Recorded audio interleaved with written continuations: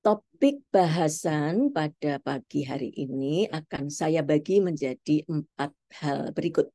Yaitu yang pertama, research importancy, kemudian bagaimana mencapai validitas yang baik melalui berbagai jenis penelitian. Yang kedua, pada part kedua kita akan secara lebih detail melihat bagaimana menyusun komponen-komponen metodologi penelitian agar tersambung baik sehingga menghasilkan validitas penelitian baik internal maupun eksternal seperti yang diharapkan. Dan pastinya dengan demikian memberikan manfaat kontribusi bagi ilmu pengetahuan secara optimal. Yang ketiga, lebih dalam lagi kita melihat berbagai desain penelitian sehingga para pemirsa atau yang bergabung di dalam webinar pada pagi hari ini bisa lebih memahami sesuai tujuan dan hipotesis yang ada, desain penelitian seperti apa yang lebih memberikan kesesuaian untuk mendapatkan hasil yang optimal. Dan yang berikutnya lagi adalah komponen lebihnya lagi adalah populasi, sampel, kemudian bagaimana pengukuran dan analisis dikerjakan. Kita masuk yang pertama, ya. Penelitian adalah proses sistematik menggunakan metode ilmiah untuk mencari jawaban atas problem, ya, yang diamati oleh peneliti dan memberikan insight, interest untuk mengumpulkan data. Ya. Berarti penelitian itu diawali dari suatu pemikiran yang logis, kemudian berbasis berbagai data, bukti ilmiah secara empiris, kemudian ditata sedemikian rupa melalui metodologi penelitian untuk mendapatkan data-data observasi, pengukuran, maupun penelusuran ilmiah untuk menghasilkan kesimpulan. Dan kesemuanya tadi harus memberikan kesempatan untuk direplikasi dan disebarluaskan dengan objektif sehingga memberikan kontribusi yang besar untuk memperkaya ilmu pengetahuan secara general. Gitu ya. Sehingga hasil akhir ini harusnya sangat disarankan untuk ditulis dengan baik dan kemudian dipublikasikan. Jangan hanya disimpan sebagai syarat penulisan misalnya karya ilmiah karena proses pendidikan misalnya. Gitu ya. Nah, hasil penelitian itu sebetulnya merupakan resultante dari temuan yang merupakan kebenaran atau nilai sebenarnya dari fenomena yang diamati ditambah dengan kesalahan. Semua peneliti harus menyadari bahwa tidak ada kebenaran mutlak di dalam ilmu pengetahuan, termasuk penelitian yang sedang dikerjakan. Nah, pemahaman atas potensi adanya kesalahan ini sangat penting. Karena berdasarkan pemahaman itulah, maka peneliti akan merencanakan dan menyusun proposal penelitian sebelum penelitian itu dikerjakan, agar semua potensi kesalahan terkelola dengan baik, walaupun tidak sepenuhnya mungkin bisa kita kelola, agar mencapai validitas yang diharapkan. Kesalahan itu sendiri yang tadi harus dipahami dan diminimalkan, itu ada 2 kategori besar, yaitu kesalahan sistematik atau bias, ya, yang biasanya terjadi karena secara sistematik terdapat ketidaktepatan atau kekurang sesuaian antara problem atau fenomena yang ingin diteliti, tujuan, kemudian hipotesis dan metodologi yang dipilih, sehingga akhirnya di kesimpulan juga menjadi menyimpang. Nah, itu dihindari dengan penggunaan metodologi penelitian yang tepat. Tipe kesalahan yang kedua adalah kesalahan acak. Ini biasanya terjadi karena ketidaktelitian atau variasi yang besar antara berbagai pengukuran yang dikerjakan oleh tim peneliti. Atau secara keseluruhan karena keterwakilan subjek atau sampel di mana peneliti faktual mengambil data itu kurang bisa merepresentasikan fenomena general yang ingin ditargetkan atau diwakili. Sehingga kesalahan acak biasanya direkomendasikan untuk dihindari dengan penggunaan perhitungan besar sampel yang akurat dan kemudian melakukan analisis dengan penggunaan statistik yang tepat. Ya, mungkin kalau semua kita bahas di pertemuan pertama ini tidak akan bisa mampu secara keseluruhan dan mendalam. Tetapi secara garis besar kita pahami dulu seperti itu, nanti boleh diusulkan kepada tim Simersel untuk diperdalam pada episode-episode selanjutnya. Ya, jadi kesimpulannya bahwa validitas penelitian harus kita usahakan. Tetapi untuk mencapai validitas yang baik, apalagi mendekati sempurna, itu tidak selalu mudah. Maka ada aspek visibilitas, kemampu laksanaan. Kalau mencapai jumlah subjek yang besar untuk mencapai validitas eksternal yang baik, itu tidak memungkinkan secara apakah etikal, apakah pembiayaan, apakah waktu pelaksanaan, dan lain sebagainya, maka harus dilakukan pertimbangan, pemikiran untuk membuat itu tawar-menawar, menuju keseimbangan, melalui desain, metodologi, dan statistik terpilih yang mampu mendekatkan ke titik balance, visibilitasnya baik, tetapi juga tetap bisa diterima standar validitasnya.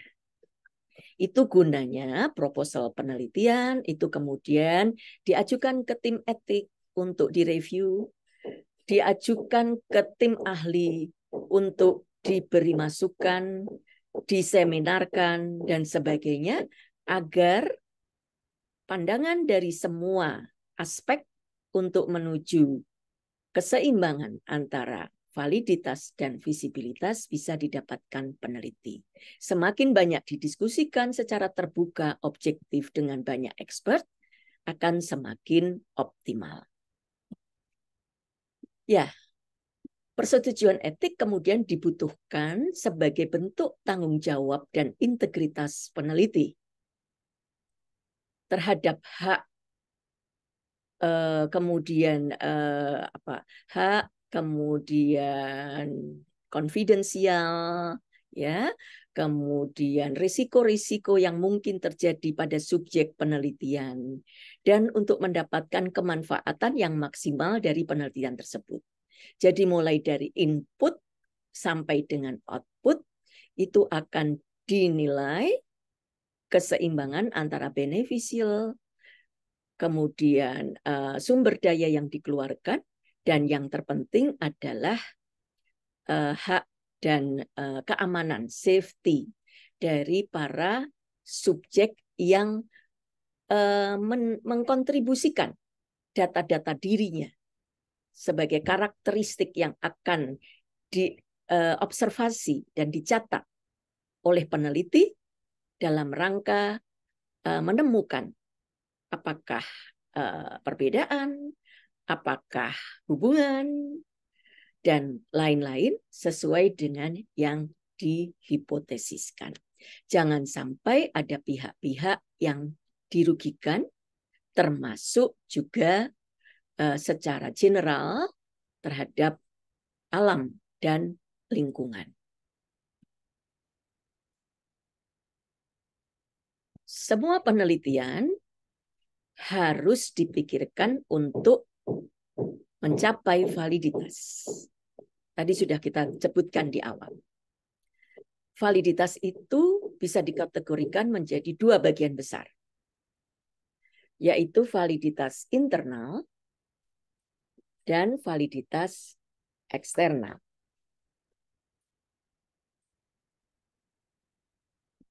Validitas internal, kita lihat validitas internal itu dulu ya, adalah ketepatan atau keakuratan semua proses di internal studi sehingga temuan di dalam studi merupakan kebenaran dalam studi itu. Kita tidak usah berpikir dulu tentang di luar studi.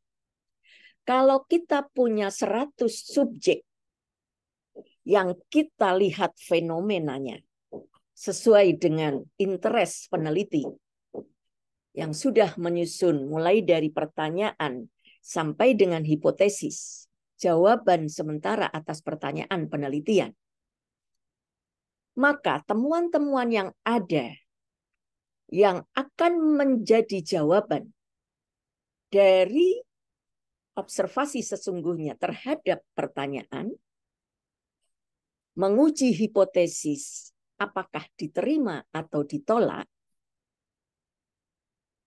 itu menjadi kebenaran faktual di dalam studi tersebut. Itu disebut validitas internal. Itu menyangkut bagaimana subjek itu diperlakukan, ditetapkan karakteristiknya untuk diobservasi, diukur, dinilai. Berarti tergantung pada pilihan variabel penelitiannya. Kalau kita sudah punya variabel, kemudian bagaimana pengukuran aktual untuk mendapatkan data berbasis cara pengukuran terhadap subjek, maka itu akan menentukan apakah data tersebut akurat, sesuai dengan faktanya atau tidak. Nanti kita lihat di belakang, akan kita bahas lebih lanjut. Validitas internal akan mendasari validitas eksternal. Validitas internal menjadi prasyarat validitas eksternal. Tidak mungkin ada validitas eksternal tanpa validitas internal. Bisa kita pahami ya? Karena validitas eksternal itu bagaimana kemudian the truth in the study atau kebenaran dalam studi, apa yang sudah akurat diperoleh dalam studi, itu bisa digeneralisasikan ke universe-nya, ke populasi yang ditargetkan, yang mestinya diwakili oleh cara pemilihan subjek dan variabel. Itu semua tertulis di dalam proposal study. Mulai dari research question, objektif, lanjut ke telaah pustaka, sampai dengan bisa menuliskan jawaban sementara, hipotesis, dan dilanjutkan dengan study plan, meliputi desain dan hal-hal yang tadi sudah kita sebutkan, sampai dengan akhirnya menggunakan analisis statistik yang sesuai untuk meminimalkan error. Validitas internal yang baik tidak selalu menghasilkan validitas eksternal yang baik. Namun validitas eksternal yang baik pasti dilandasi oleh validitas internal yang baik. Ya, kita lanjutkan. Nah, kita mulai dengan bagaimana mendesain untuk kita mencapai validitas internal dan eksternal yang baik di dalam penelitian kita. Mencakup aspek-aspek ini yang nanti akan kita bahas lebih lanjut. Kita mulai dari good research question. Pertanyaan penelitian yang baik. Ada apa ini namanya? Akronim ya. Yang sudah sangat dikenal oleh para peneliti untuk menilai suatu pertanyaan itu merupakan pertanyaan penelitian yang baik. Akronimnya adalah FINER. Visible, harus mampu laksana, karena kalau tidak mampu laksana pasti tidak mungkin selesai penelitian. Dan pasti kemudian tidak bermanfaat. Terjadi banyak error dan lain-lain. Berikutnya interesting. Siapa yang harus tertarik? Bukan orang lain, tetapi peneliti sendiri. Tentu dengan timnya harus dibawa ke situasi di mana seluruhnya berada dalam suasana yang sangat-sangat tertarik dengan topik penelitian yang dipilih dan sedang dikerjakan. Hati-hati jika kita mengerjakan penelitian tanpa interest yang baik, kita sendiri tidak tertarik pada topik penelitian yang kita kerjakan, maka berbagai hal sepanjang proses penelitian juga akan terpengaruh, terutama terhadap validitas internalnya. Berikutnya mengandung kebaruan atau novel. Kebaruan ini jangan dibayangkan sebagai sesuatu yang harus sophisticated. Betul-betul belum pernah diteliti oleh yang lain. Tidak selalu seperti itu. Bila ada hal yang belum pernah diteliti oleh pihak yang lain, tentu sangat bagus. Tetapi bahwa kita meneliti sesuatu topik yang sudah pernah dikerjakan bahkan berkali-kali oleh berbagai peneliti, silahkan. Asal peneliti bisa mengedepankan novelty, kebaruan dari penelitian yang sekarang dikerjakan ini. Bisa dari aspek pendekatannya, desain penelitian mungkin, target populasinya mungkin, alat ukurnya metode yang dipakai untuk mengukur. Sebelumnya ada fenomena yang sama diteliti oleh peneliti yang lain menggunakan metode alat ukur yang sifatnya manual. Sehingga presisinya agak lebar, agak rendah. Artinya variasi antar satu pengukuran dengan pengukuran lain mungkin besar. Nah, kita melakukan penelitian kembali menggunakan topik yang sama, tetapi memperbaiki prosesnya dengan harapan mendapatkan sesuatu yang baru pada hasilnya dengan menggunakan teknik pengukuran yang berbeda dengan penelitian yang lain. Itu juga novelty. Ya, jadi sangat banyak peluang untuk melakukan novelty pada bukti-bukti ilmiah yang sudah ada. Berikutnya adalah etik, pasti. Sehingga harus semua penelitian melalui review dari Institutional Review Board. Ya, komite etik penelitian. Dan berikutnya adalah relevan. Relevansi dari sisi ilmu pengetahuan. Relevansi dari sisi kemanfaatan. Jadi kalau seseorang mendapatkan inspirasi untuk melakukan penelitian, tapi tidak ada dasar ilmiahnya, mencoba ditelusur bukti-bukti ilmiah yang ada, pustaka-pustaka yang ada, tidak ketemu relevansinya, maka pertanyaan yang seperti ini perlu diperbaiki, perlu diluruskan, perlu disempurnakan agar mendapatkan relevansi yang baik. Jangan diabaikan. Ya.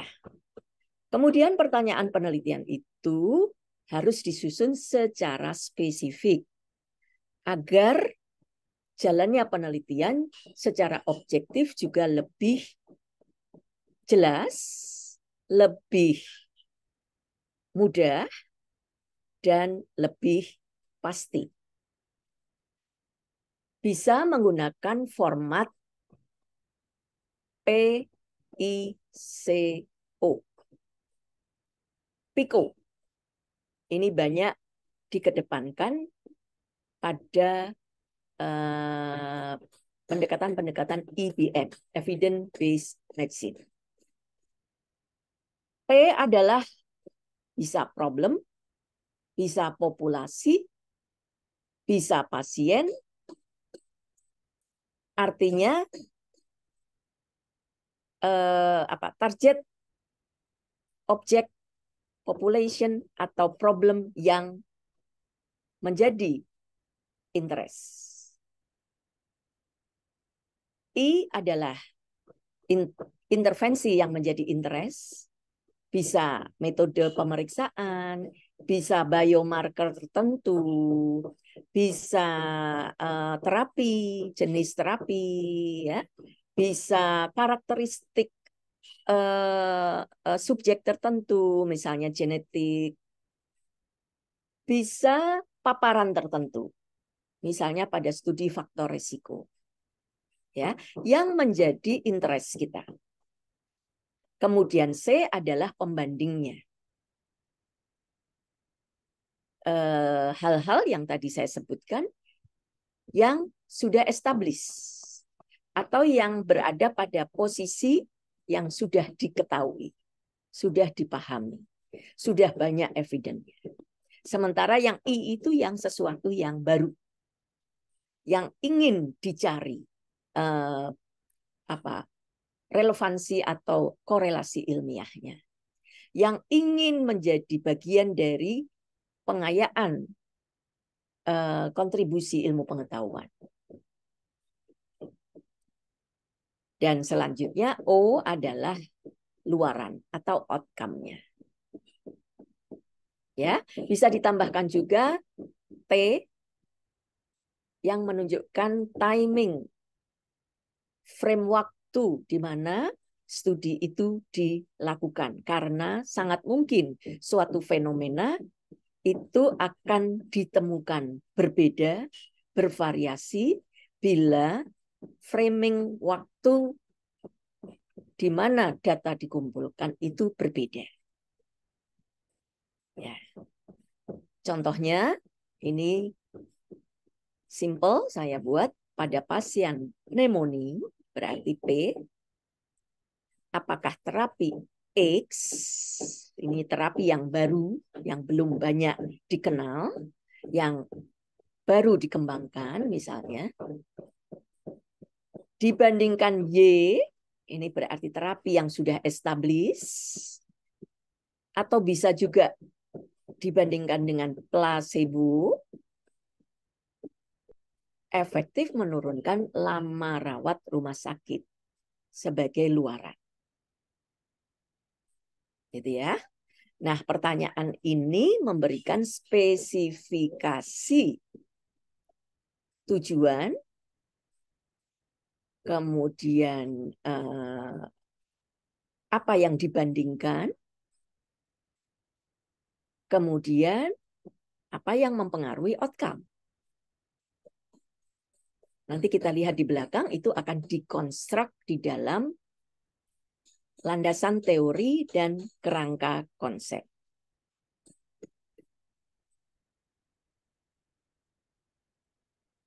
Ini frame secara utuh dari penelitian. Maaf.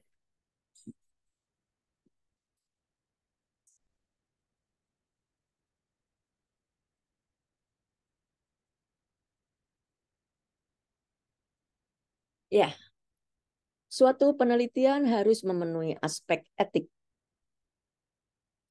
kemudian berbasis metodologi.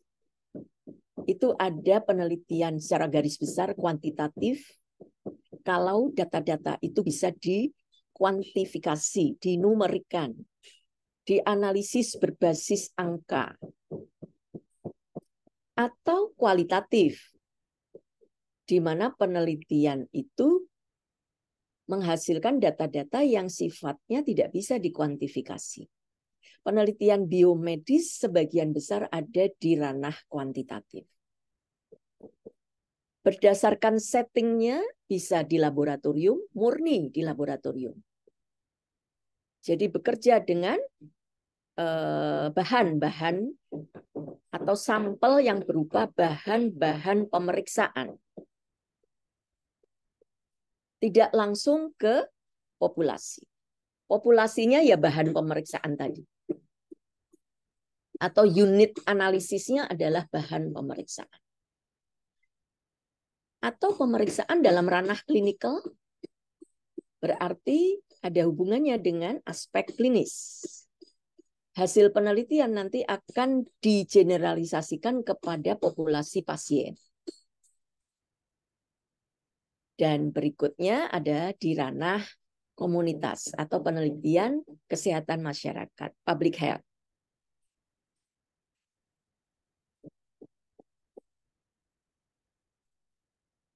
Dari sisi arah waktu, itu ada penelitian yang sifatnya cross-seksional, mengambil data pada satu episode waktu, tidak diikuti subjek, dan tidak dilakukan pengukuran berulang pada variabel yang diteliti. Atau longitudinal. Pasien atau subjek diikuti, mungkin pengukurannya berulang, atau mungkin pengukurannya di dua tempat yang berbeda. Di awal, pada saat frame timing subjek inklusi, sampai dengan sekian bulan atau sekian tahun sesudahnya dilihat hasil dari suatu pengukuran variabel. Misalnya survival. Itu menggunakan pendekatan longitudinal. Kemudian ada yang sifatnya retrospektif, bahwa hal-hal yang diobservasi tadi, baik paparan maupun luaran, baik pengukuran variabel independen maupun dependen, semuanya sudah ada datanya. Berada di waktu lampau. Sebelum hari ini. Sebelum peneliti menulis proposal penelitiannya. Atau prospektif. Artinya sedang dirancang.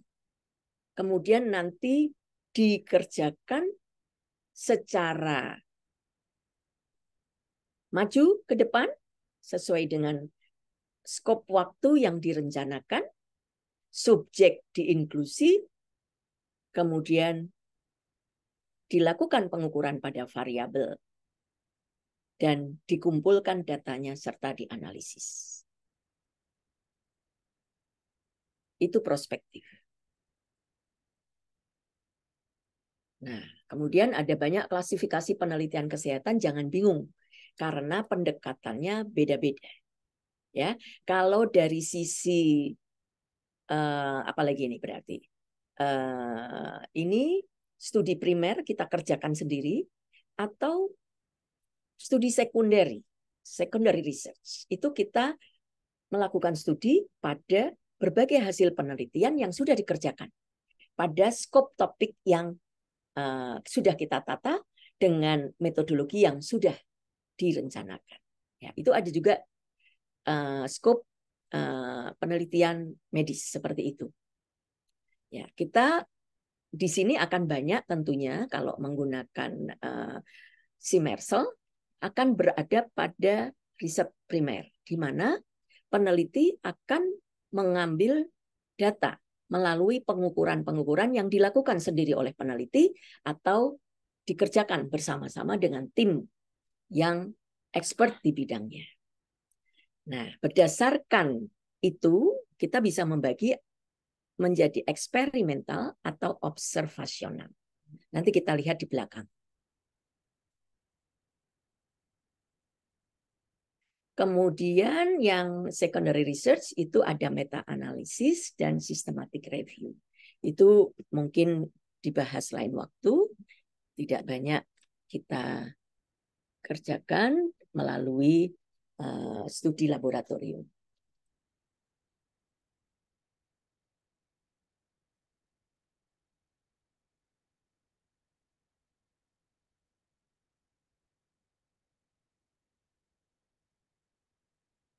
Lainnya lagi sekarang, kalau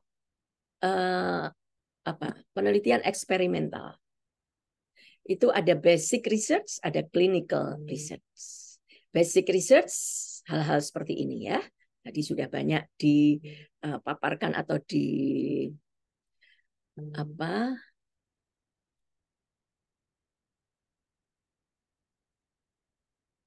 diintroduksi oleh tim Simersel. Dan yang lain adalah clinical trials. Nanti kita lihat satu persatu juga. Sementara penelitian observasional ada yang deskriptif, ada yang analitik. Yang analitik itu biasanya menjadi 3 ini. Case control, cohort, atau cross-sectional. Hati-hati, cross-sectional itu ada yang deskriptif, ada yang analitik. Nanti kita lihat bedanya di mana. Jenis-jenis penelitian ini akan menentukan validitas atau kekuatan hasil penelitian. Analitik akan lebih kuat daripada deskriptif. Eksperimental pada topik dan ranah yang sama pasti akan lebih kuat daripada observasional. Tetapi tidak semua penelitian harus di-approach dengan strategi eksperimental. Gitu ya. Nah, untuk menentukan hubungan itu bisa faktor risiko, faktor prognosis, faktor penyebab, itu disebut kausasi. Seberapa kuat itu hubungan kausasinya, ada kriteria Bradford Hill. Semakin kriteria ini dipenuhi, maka hubungan kausasinya semakin kuat. Apa itu? Satu, temporality. Waktu, urutan waktu. Kausa pasti mendahului luaran. Kemudian plausibility, tadi relevansi, latar belakang pengetahuan untuk menunjukkan hubungan secara patobiologi, patomekanisme. Adakah penjelasan terhadap kemungkinan hubungan itu? Ini harus ditemukan. Banyak hasil penelitian semua sudah menunjukkan hubungan yang baik, tetapi plausibility-nya belum bisa dijelaskan, maka tetap harus banyak dilakukan penelitian, terutama di ranah basic, untuk mencari hubungan itu secara patomekanisme. Yang lain adalah konsistensi, bahwa hubungan itu dari waktu ke waktu ditemukan seperti itu secara konsisten. Kekuatan asosiasi semakin kuat, semakin kausasinya lebih kuat juga. Ada dose-response relationship. Kalau kausanya atau variabel independennya dihilangkan atau diturunkan atau dikurangi, maka kejadian outcome-nya ikut hilang, menurun, atau berkurang. Itu berarti menunjukkan adanya korelasi hubungan. Berikutnya tentu specificity. Semakin dia independen, tidak dipengaruhi oleh yang lain, maka kausasinya makin kuat. Dibuktikan dengan eksperimen lebih baik, kemudian sifatnya koheren, dan analogi dengan berbagai kondisi-kondisi yang setara. Baik, kita sekarang masuk ke part 2 tentang tujuan, kerangka teori, variabel, dan hubungan antar variabel. Landasan atau kerangka teori adalah skema sistematis yang menggambarkan saling hubungan antar konsep, konstruk, definisi atau pernyataan, untuk menjelaskan atau memprediksi fenomena yang diteliti. Nah, ini yang menjadi dasar atau landasan yang kokoh tadi, menyangkut relevansi, menyangkut plausibility, menyangkut specificity. Ya, ini perlu dilakukan penelusuran studi pustaka, penelusuran pustaka, dan mencari bukti-bukti yang bersifat logis, argumentatif, konsisten dengan ilmu pengetahuan yang telah terbukti dan diakui. Sifat hubungan kemudian ditelaah sehingga dapat digambarkan secara jelas. Sifatnya positif atau negatif, interaktif, kausatif, dan lain sebagainya. Itu harus dicari oleh peneliti. Dan kemudian digambarkan dalam suatu premis-premis yang mensintesis hubungan antar variabel berdasarkan teori yang sudah dideskripsikan. Jadi kalau kita menggambarkan kerangka teori, itu adalah kerangka atau bagan yang merupakan intisari telaah pustaka. Kalau pemirsa, pembaca, penilai proposal kita tidak mempunyai banyak waktu, untuk membaca semua telaah pustaka kita, maka melihat pada landasan dan kerangka teori, pemirsa, pembaca, pemerhati penelitian kita sudah bisa mendapatkan resume tentang relevansi dan dasar-dasar logis yang argumentatif hubungan untuk peneliti menyusun hipotesis. Ya, jadi salah satu yang tugas berat peneliti itu tadi membuat pertanyaan yang baik, kemudian melakukan telusur pustaka untuk membangun kerangka teori ini.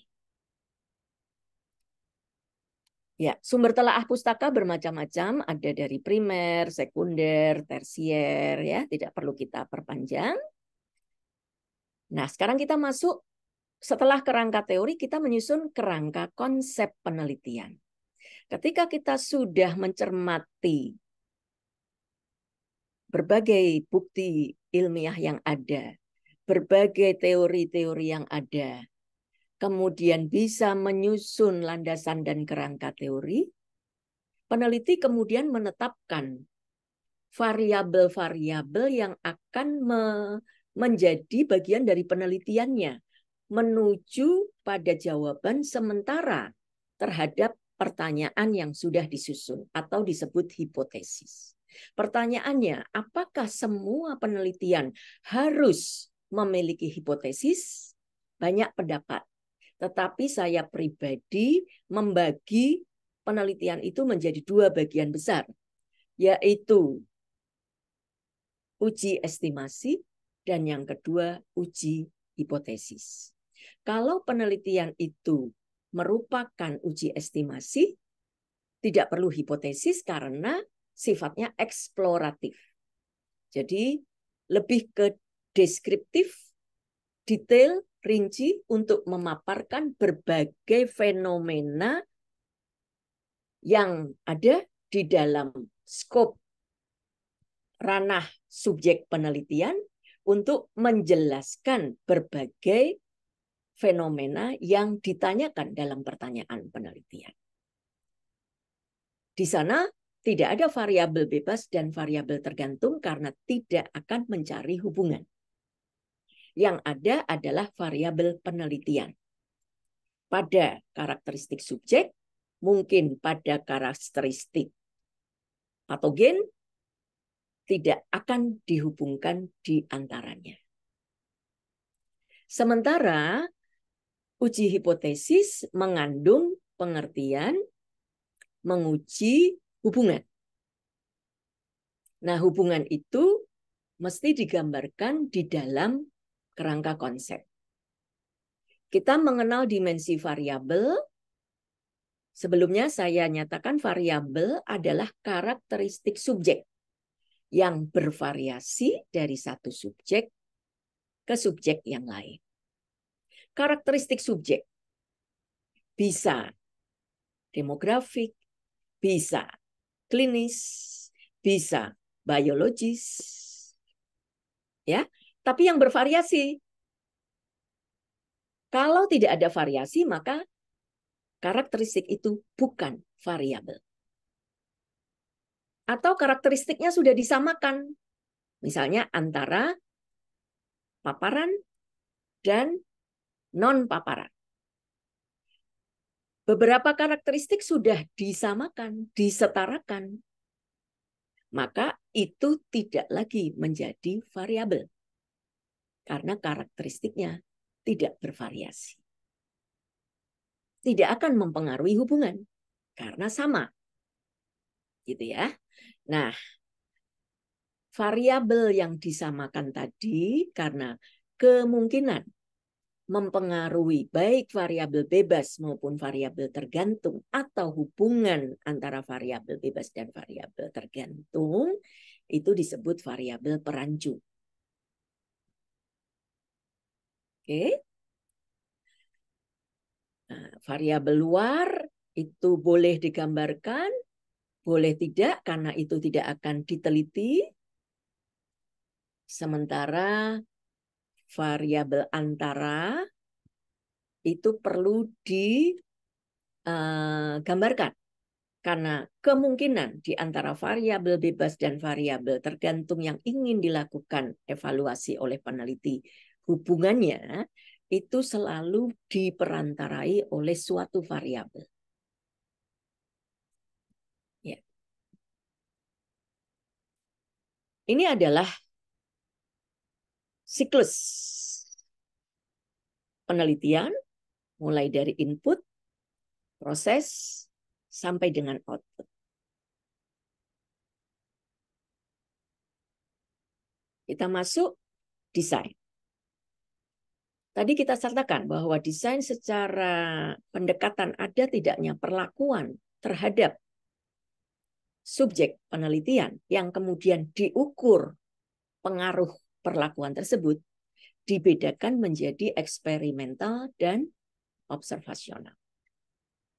Eksperimental itu kemudian bisa dibedakan menjadi laboratorium, pada binatang percobaan, atau pada manusia. Laboratorium itu pada bahan-bahan pemeriksaan tadi ya. Kemudian kalau tidak ada perlakuan, berarti yang dicatat, yang diukur adalah paparan alamiah, bukan efek dari suatu perlakuan. Maka itu namanya observasional.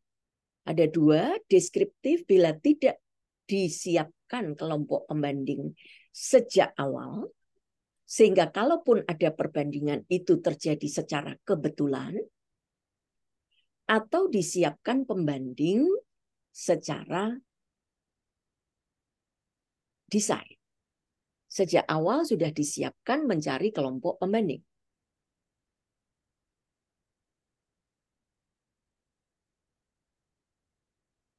Itu dibedakan menjadi cross-sectional, cohort, case control, dan ada satu desain yang unik, agak berbeda, yaitu uji diagnostik. Kita akan lihat satu persatu.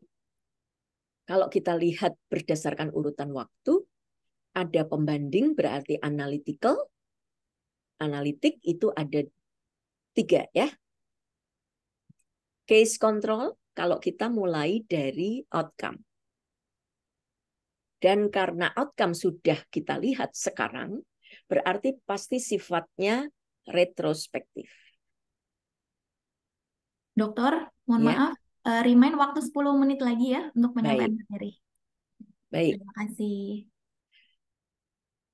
Itu masuk di desain case control. Kalau kita mulai dari paparan, dan ketika kita mulai dari paparan itu, kita pastikan belum terjadi luaran atau outcome, maka kita masuk ke desain cohort. Jadi arahnya maju. Kalau case control arahnya mundur. Nah, cohort itu kemudian dibedakan menjadi cohort retrospektif kalau semua kejadian itu sudah di belakang kita. Atau cohort prospektif kalau sekarang baru melihat paparan dan outcome belum ada. Outcome baru akan kita ikuti melalui penelusuran atau observasi pada jeda waktu atau lama waktu tertentu. Ini adalah penelitian, desain penelitian kasus kontrol. Pasti sifatnya retrospektif analitik. Pada umumnya pada bab metodologi untuk desain itu kita gambarkan kerangka desainnya. Selalu kita mulai dari luaran, kita tetapkan kasus, kita cari kontrol yang setara dengan kasus, kemudian kita observasi secara longitudinal sebelumnya. Apakah terjadi paparan? Kalau cross-seksional bagaimana? Kita lihat paparannya secara cross-seksional di sini, berarti salah satu kriteria kausasi tadi menjadi lemah. Karena kita tidak bisa menetapkan kriteria bahwa paparan selalu mendahului luaran. Ya, sementara desain cohort tadi kita mulai dari fenomena of interest-nya.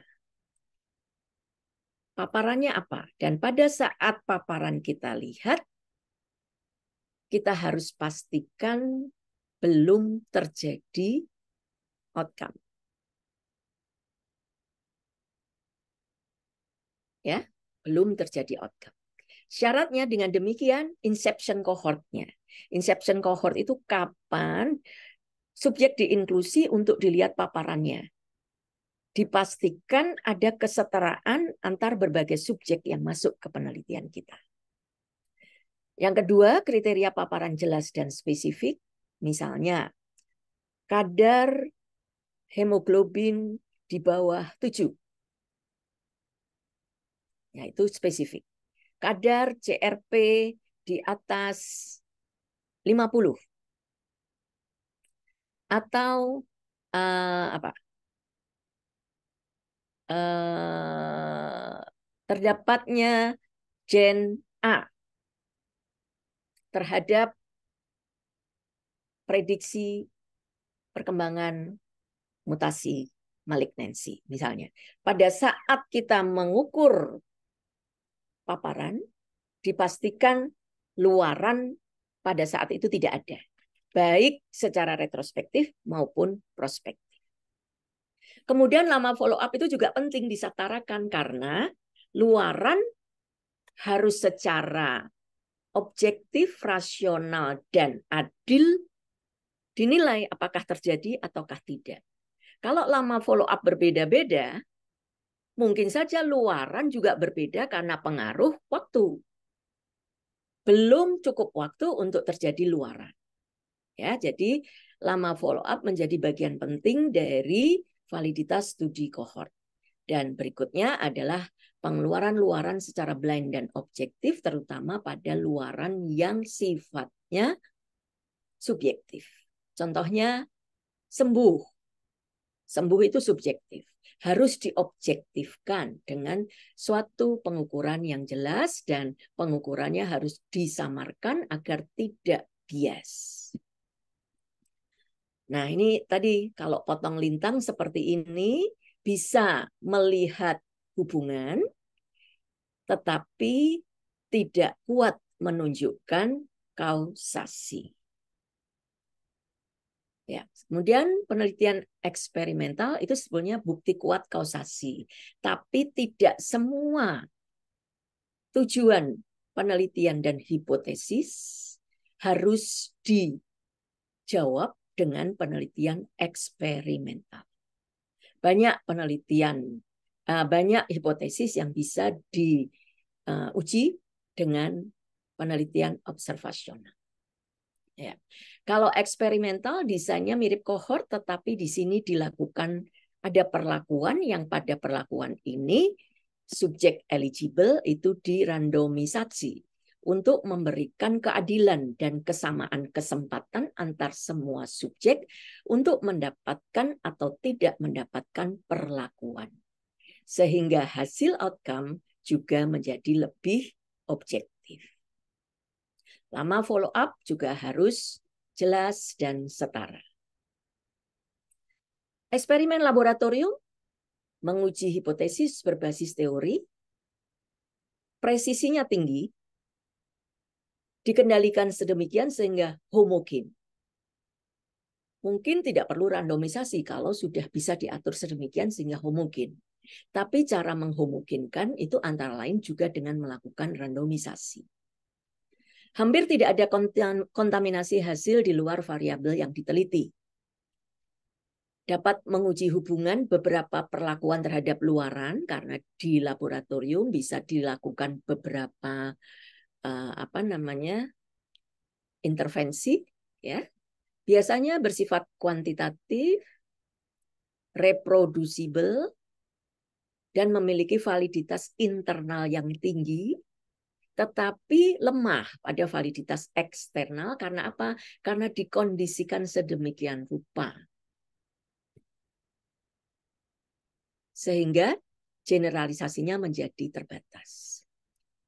Nah, ini uji klinis kemudian ya. Biasanya untuk menguji obat baru ada tahapan preklinik di laboratorium maupun hewan percobaan, sementara di klinik pada manusia itu ada 4 fase.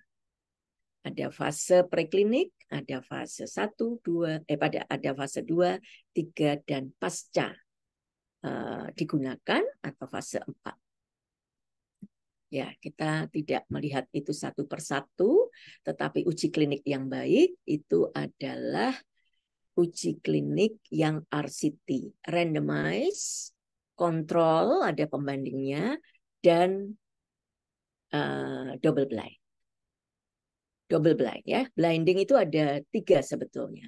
Single blind jika subjeknya saja yang disamarkan, kemudian double blind kalau subjek dan penelitinya sama-sama tersamar, jadi sama-sama tidak tahu. Kemudian triple blind apabila evaluatornya juga tidak diberi informasi tentang kelompok-kelompok yang ada. Jadi meningkatkan validitas internal, validitas pengukuran. RCT ada 2, paralel atau crossover. Gunanya crossover itu untuk menghemat subjek penelitian.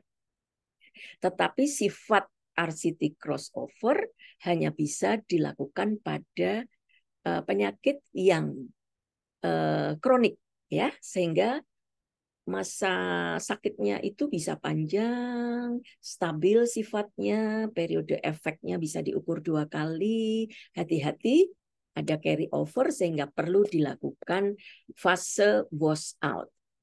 Ya, terapinya membuat disease-nya reda, stabil, tetapi tidak curable. Karena kalau curable sudah tidak bisa dilakukan fase yang berikutnya setelah wash out. Yang lain adalah penelitian operasional. Ini biasanya dilakukan pada uji-uji terhadap kebijakan atau terhadap prosedur, ya, di mana ada perubahan sudah kita kerjakan sekaligus dilakukan evaluasi perubahan atau perbedaan hubungan antara kondisi pra-intervensi dan pasca intervensi. Berikutnya eksperimental yang lain adalah kuasi eksperimental, tidak ada randomisasi dan kadang-kadang mengikuti pada strategi atau proses yang sudah ada yang kebetulan berbeda dan kita melihat atau mengevaluasi, mengukur perbedaan luarannya.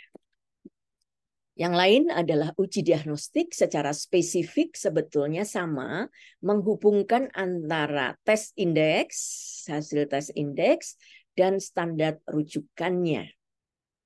Di sana evaluasi yang dilakukan adalah kemudian positif benar, positif palsu, negatif palsu, dan negatif benar, ditunjukkan dengan sensitivitas, spesifisitas, dan bisa digambarkan dalam kurva reservoir operating karakteristik ini yang menunjukkan hubungan antara true positif dan false positif. Ada kriteria area under curve yang bisa dievaluasi. Baik dokter, habis ya? Iya, waktunya habis. Masih ada ya dok ya? Sedikit lagi, sudah sampai ke 4. Oh iya, boleh. Iya, secara cepat ya. 2 menit lagi ya dok ya? Ya, secara cepat. Oke, sekarang pemilihan sampel ditujukan untuk mewakili populasi induknya, maka sampel dipilih untuk bisa mampu laksana. Sampel dipilih harus representatif dan memperhitungkan dropout-nya. Populasi yang ingin diwakili adalah populasi target, mestinya. Ini sasaran akhir penerapan hasil penelitian. Dengan kriteria inklusi, eksklusi, dan cara pengambilan sampel tertentu, maka kita mendapatkan eligible subject. Kita butuh ukuran besar sampel, karena tadi kita ingin mengurangi kesalahan. Semakin sampelnya besar, kesalahannya makin kecil. Tetapi kita dibatasi oleh kemampu laksanaan. Kemudian cara pengambilan sampelnya, ada probability sampling, ada non-probability sampling. Ya, secara random atau secara non-probability yang paling bagus itu konsekutif. Yang lain kalau tidak memungkinkan ya judgment melalui cara yang memungkinkan untuk peneliti. Masih bisa asal bisa dijelaskan mengapa memilih metode pengambilan sampel seperti itu. Kemudian cara pengukuran sampel, besar sampel yang harus dilakukan adalah melihat dulu pertimbangannya ini ya. Perbedaan hasil klinis berbasis hipotesis, kemudian kesalahan yang di set up, powernya, alfa betanya, dan karakteristik datanya. Apakah bekerja dalam skala numerik, kategorikal, nominal, atau rasio. Banyak rumus besar sampel yang bisa kita telusur, kita cari di berbagai referensi yang perlu kita perhitungkan atau pertimbangkan untuk mencari rumus mana yang tepat adalah hal-hal ini. Ya, hal-hal ini kalau dalam satu penelitian kita menggunakan banyak desain, maka secara keseluruhan harus kita hitung besar sampelnya dan kita mengambil besar sampel terbesar dari keseluruhan desain yang kita kerjakan. Karena logikanya perhitungan besar sampel yang lebih besar tadi sudah mencakup yang di bawahnya. Ini adalah sumber-sumber data yang bisa kita dapatkan. Tadi tipe datanya bisa nominal, ordinal, interval, dan rasio. Kemudian ini pilihan untuk analisis statistiknya dan kekuatan validitas internalnya. Ya, demikian mungkin sebagai tambahan sedikit ya tentang akurasi dan ketelitian. Akurasi itu ditentukan oleh metode yang kita pilih untuk mengukur variabel, sementara ketelitian itu banyak dipengaruhi oleh si pengukur, si observer, dan lingkungannya. Karena itu harus di-set up metode-metode untuk memastikan variasi tadi kecil. Misalnya dengan indeks kappa atau dengan CV, ya, koefisien variasi, atau kalau di angka-angka laboratorium itu biasanya kita mengukur agreement dengan Bland-Altman. Ya, ini terakhir adalah estimasi yang bisa kita peroleh dari studi. Ini case control, ini cohort, dan ini potong lintang. Ini contoh-contoh perhitungan besar sampel seperti tadi bisa ditelusur dari berbagai sumber.